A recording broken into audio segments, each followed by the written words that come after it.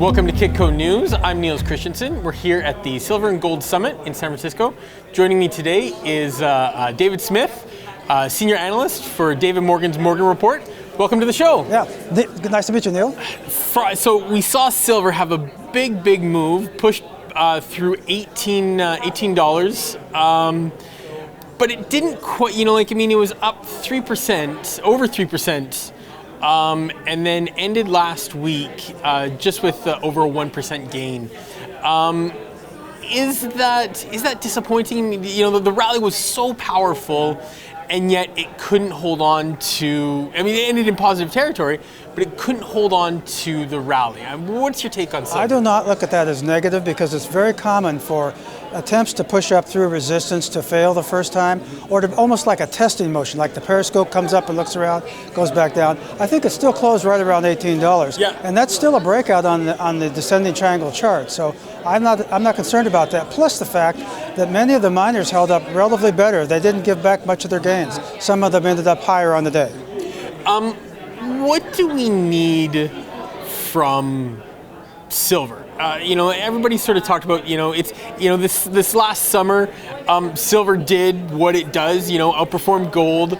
Before that, it really lagged behind. And I'm sort of wondering, what does silver need to be sort of the consistent gainer in the precious metals market? Well, let me just go back to 1980, which David Morgan and I both participated in that run. I did not know him then, but I was trading futures on my own in physical silver. And one that I noticed is that gold would be on a tear for a couple of weeks and silver would just sit there.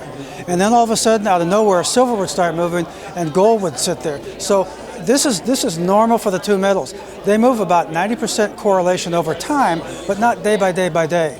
So there might be a couple weeks differential before there's a move, but it always takes place, and they always end up being tag teams. So I think what silver needs to do is what it needs to do, and it's going to let us know when that happens, and it's usually surprising. Is there some concern? Everybody sort of talks about the recession, potential recession, global slowdown. Industrial demand is a big component of the silver market. Is there some concern that that a weak global economy will weigh on silver prices? That is a concern out there, like it is with copper, or copper would be higher. But I think that concern is misplaced for a couple of reasons. One, India is purchasing massive amounts of silver, and recently they've purchased increased amounts, so they're not concerned about it. They look at it as a good price. In addition, they're still having yield grades per ton is dropping across many of the major miners, and so we're having this buildup and also strong hands coming in to the ETFs. The silver ETF and the gold ETFs globally have hit new all-time highs. Just last week this was mentioned. So people are still putting money into the ETFs even though the price is going sideways. How does the silver miners compare to the gold? Gold's the gold miners really enjoying good margins, increased cash flow, increased production, and they're being rewarded. What are your thoughts on silver miners in the silver space? In that prices are starting to rally, but they have lagged behind gold. Are you? Well, the reason for that is that silver needs to go up appreciably more to really put these people to fatten the bottom line. Now, there's a company presenting here today that has all-time profits in the bank from that in terms of the money that they have because they're producing a lot of silver at a reasonably good profit margin. But they're not seeing that the type of margin that golds are because that hasn't gone up percentage much. When you see $19 and $20 silver, and then you look at the next quarter after that, you're going to see the same thing you're seeing in the gold miners, like what they're seeing in Australia with what they're going record high profits. But $17, $18 is not enough to move the needle right now.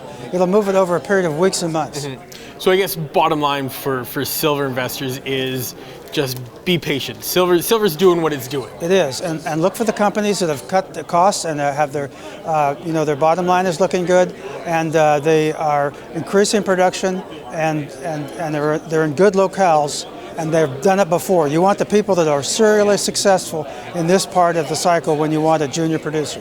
Perfect, David. Thank you very much for joining us. Very good. Nice to meet you. Thank you for joining us at Kitco.com. Stay tuned for more coverage from the Silver and Gold Summit.